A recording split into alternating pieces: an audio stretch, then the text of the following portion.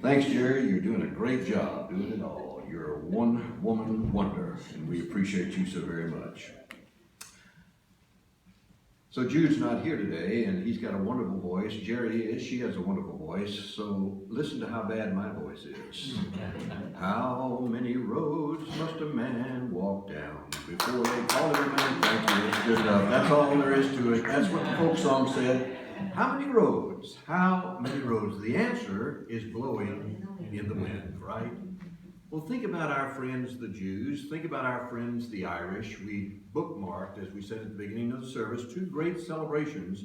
Purim, a Jewish celebration of survival, and St. Patrick's Day, an energetic, wonderful, green beer-filled day of celebrating a people whose history has had more dark spots than it has light spots. They walked down all kinds of roads together in a different kind of history, and a lot of those roads saw them kicked out, rejected, thrown away, a worthless people, the filthy Irish, the dirty Jews.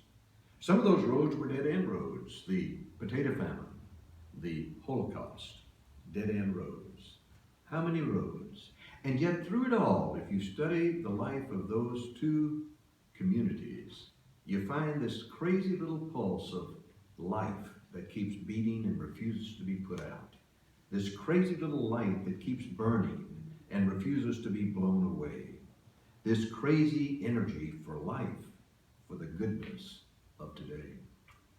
The psalmist has a word in Psalm 31. This is a good word. You take this home, put it inside your heart, make it your mantra. Simple, you can remember it. My times are in your hands. Can you say that? My times are in your hands. Goes on to say, deliver me from the hand of my enemies and persecutors.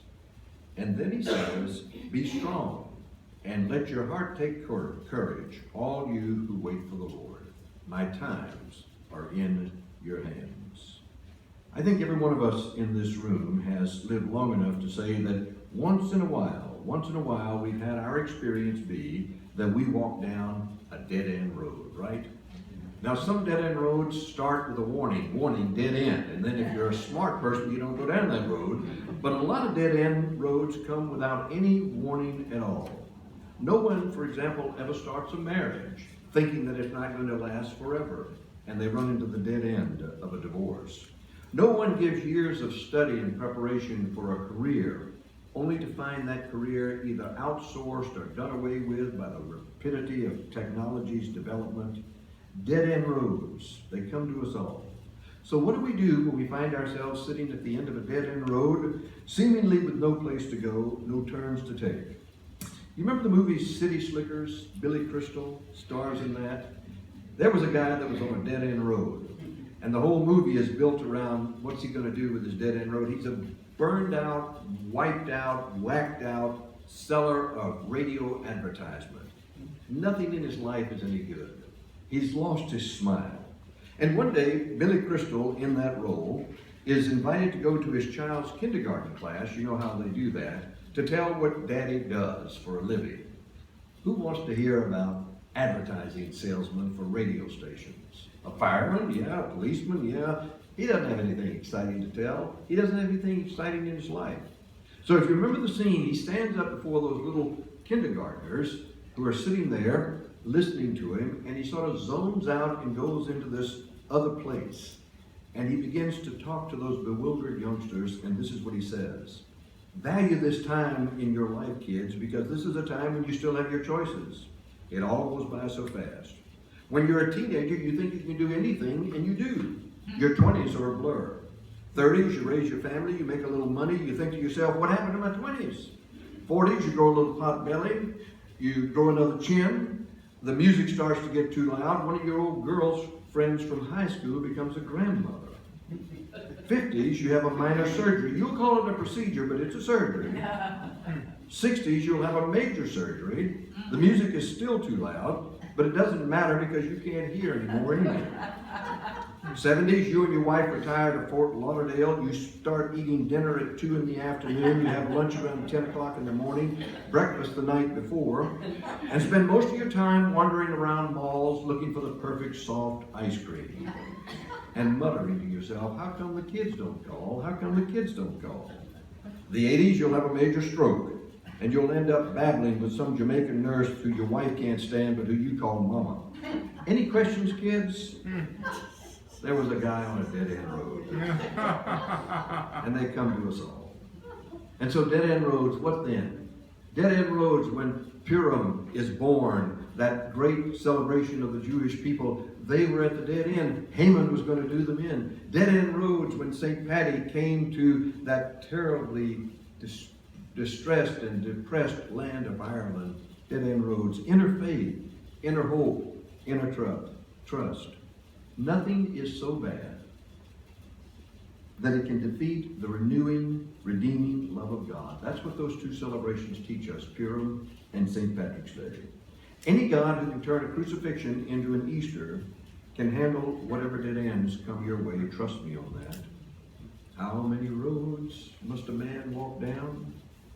No matter how carefully you study the map, I'm here to tell you. No matter how carefully you plan the trip, I'm here to tell you. Dead-end roads are inevitable. Death is a dead-end road. We all end up there sooner or later. Can't be avoided. No matter how many workouts you do, no matter how carefully you eat, dead-end roads. Someone has observed this, that life should be lived backwards. Life should be lived in reverse. If the life we lived it the other way around, it might look like this. You die first. Get it over with. And then you take your time up at a rest home, and you start feeling better every day. You get kicked out finally for being too healthy. So you go collect your pension. And then when you start to work, you get a gold watch on your first day. You work 40 years until you're young enough to enjoy your retirement. Life should be lived backwards. You go to college, you drink like a fish, you have all kinds of dates and lovers, and you stay up all night partying your sweet you-know-what off. And then you go to high school, and then to primary school, and then you have less and less homework. And then you're out of school, and you're a kid with no responsibilities. And then you become a baby, and all of your needs are met. And everyone thinks that you're so cute. And then in the last 9 months, floating peacefully in the world's best waterbed with everything mainlined into your belly, you just are in bliss. And then, as a wonderful way to top things off, your life comes to a close with an orgasm. In reverse, go the other way. If only we could do that, right? Dead-end roads, they come. And so the Jews and the Irish, and you and me, we've all been there. It's not the only road that we walk, though. There's rejection road. Rejection road where we feel the sting of somebody saying, we don't fit, we're not wanted. There have been a lot of people who've walked the rejection road. Certainly us. But think about Winston Churchill, who had led his nation through that incredible event of World War II and done it brilliantly, and then is voted out of office as the Prime Minister of England. Think about poor old Michael Dukakis, remember him? Who got the boot for riding around in that tent and that tank looking like Snoopy, the Red Baron kind of character. Rejection. Think about poor old Ed Muskie standing on the steps of that courthouse in Maine and breaking down. Rejection out of there. Mega put downs. Those things hurt. And rejection doesn't only happen to the famous and to the well-known. Whether it's a I don't love you anymore, or we're downsizing and your job is eliminated, or we're going to have to ask you to leave the club, rejection sooner or later comes to us all. Sorry, but you didn't make the cut. Or we're really unable to use your services. Or your skills are not needed at this time. Sorry, maybe next year. Or I'm too busy. Thank you for your audition, but we're really looking for something else. Rejection. Dead ends. It even happened to Jesus. In his own hometown, they sneered at him. Is this not Joseph's son, they said? And the scriptures say that he went on his way because he could do nothing there because of their lack of belief. No doubt about it, make no mistake about it, rejection hurts, and every one of us has been there. Every one of us has had the proverbial and the literal door slammed in our face. One way or the other, every one of us has been told that you're just not good enough, you're not sufficiently qualified, you're not clever enough, you're not sexy enough, you're not rich enough, you're not competent or effective enough, smart enough. Whatever it is that causes us to be turned away from something that we had really hoped for, something or someone that we really wanted to be a part of our lives. The rejection road may be one of the most tough, difficult roads that we ever have to walk. Whether it's a rejection from a job or a lover, from a bank loan application, from a theater audition, from a business proposal to a wedding proposal, it just doesn't matter. It hurts. And we end up feeling inept and unwanted and undesired and unwelcome. Just like the Jews, just like the Irish. We all have our wounds. We all show our scars. I think about the characters that open the great story of salvation history in the Hebrew Scriptures. 3 of them, we call them the patriarchs, Abraham, Isaac, and Jacob. They had some interesting things happen in their lives, and a lot of it wasn't good. Those 3 are really poster boys for dysfunctional families, for rejected lives, for lives that came to dead ends, one after another after another. And yet here's the thing, you and I, we remember their stories with awe. We read about the stories, and what do we call it? Sacred scripture, holy stuff. What's going on here? It's not so much those lives as it is that wonderful mystery of God's providential presence that never leaves us. That sense of God's pulsating beat of life and of hope that is always in the midst of our stories. We read about those old timers, and we read about people who lied and cheated and participated in murder, who stole, who traded integrity for efficiency on a dime. And yet they stand at the beginning of our sacred story. Blessed, Jesus said, blessed are the poor in spirit. And maybe when Jesus said those words in the opening of the Sermon on the Mount, he was thinking about his great-great-great-grandfathers way back then. Because if there was ever a group of people poor in spirit, it was them. That was their pedigree. And yet, here's the mystery. God burned a story into the world's life and memory with these 3 unlikely characters. If anything, our faith story shows us that you don't have to be a perfect person to warrant God's attention, or to be the kind of person that God will spend time with, or will use for noble ends. Grace is true after all. Every one of us walks on a dead-end road sooner or later. Every one of us travels the rejection road, and it's rough. And the rub comes when, because of a single rejection, one rejection, we begin to feel that life itself, the whole honking universe, is giving us a big thumbs down. The cosmic pink slip, the DNA dump, once and for all, Alpha and Omega, now to the end of time, vote of no confidence. And when that happens, we feel as though we're on the outside looking in. We feel as if rich, full, abundant life is simply never going to be available to us. But here's the thing. Just as a single rejection can kick you into an emotional sinkhole, there are some singular styles of living that can lift your sweet soul out of the pit and back into the land of living. That's what I think the Jews discovered with Purim. That's what the Irish discovered with St. Patrick's Day. Call them portals to happiness. Call them doorways to gladness. If you're a religious type, call them gifts of the Spirit. If you're a Beatles fan, call them tickets to ride. Whatever you want to call them.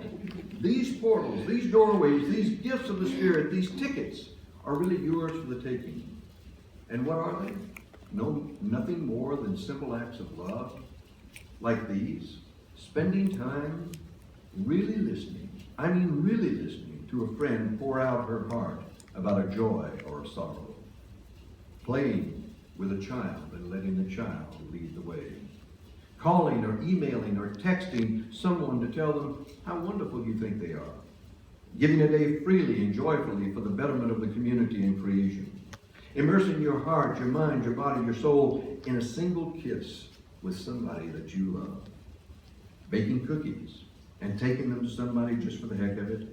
Giving twice as much money as you think you can afford to a person or a cause that really needs it. Forgiving someone, anyone, including yourself. Giving or receiving a foot or a back or a head massage. Dancing with someone in the kitchen to a favorite old rock and roll tune. Welcoming opportunities to laugh or to cry your guts out. On and on and on. So many portals to walk through, so many tickets to ride, so many gifts of the Spirit.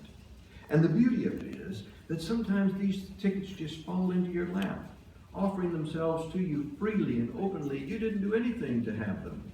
They just came at the most perfectly unexpected times. A sunset when you're stuck after a long day in traffic. A stranger's smile in the middle of a bad day. A child's hug when you're wondering, how in God's name am I going to pay off my visa bill this month? Tickets, moments of grace. An Esther, born for just such a time as this. A St. Patrick, leading the Irish to new hope and a new day in dignity. Divine tickets, rich bundles of grace.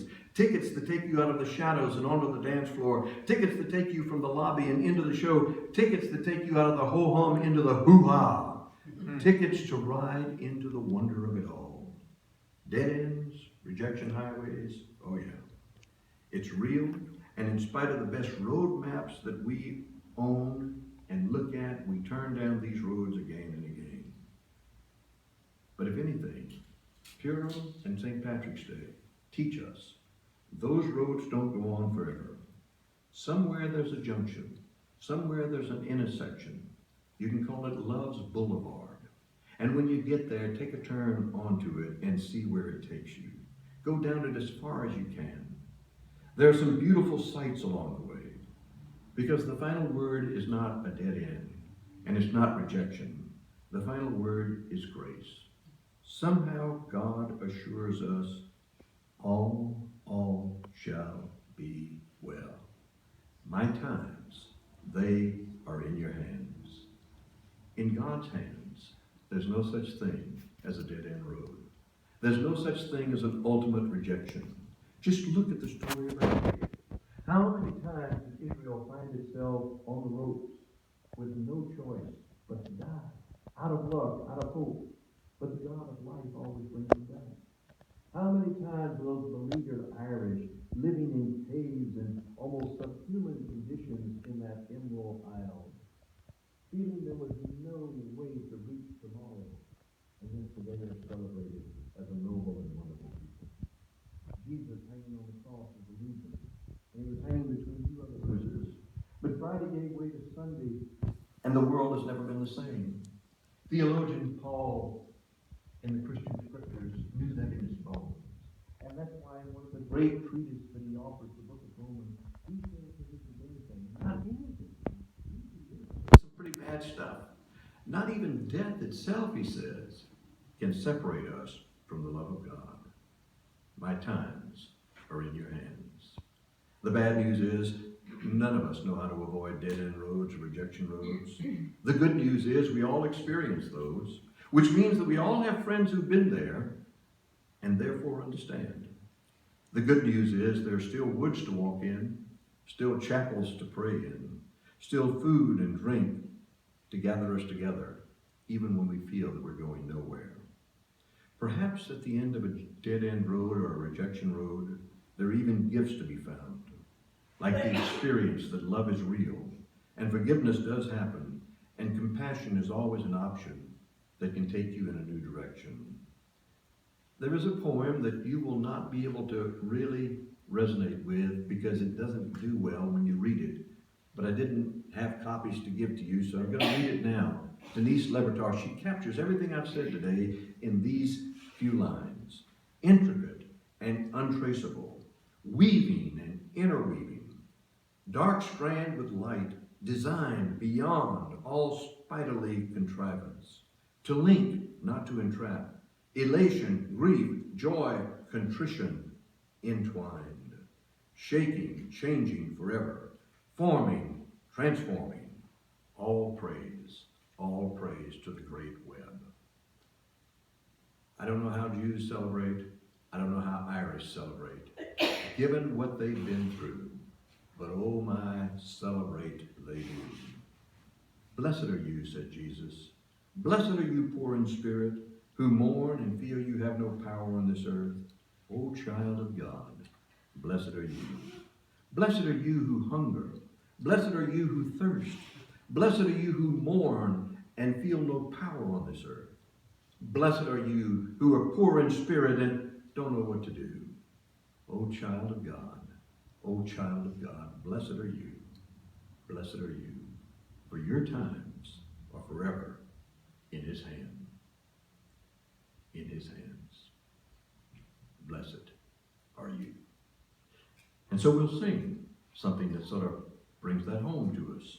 And it's one of those songs that I asked Jerry if she could put together, and she did it. And now you've got to bring your little voice to it. What's it about? He's got the whole world in his hands. Let's stand and give our voices to that praise song and celebrate our times are in his hands.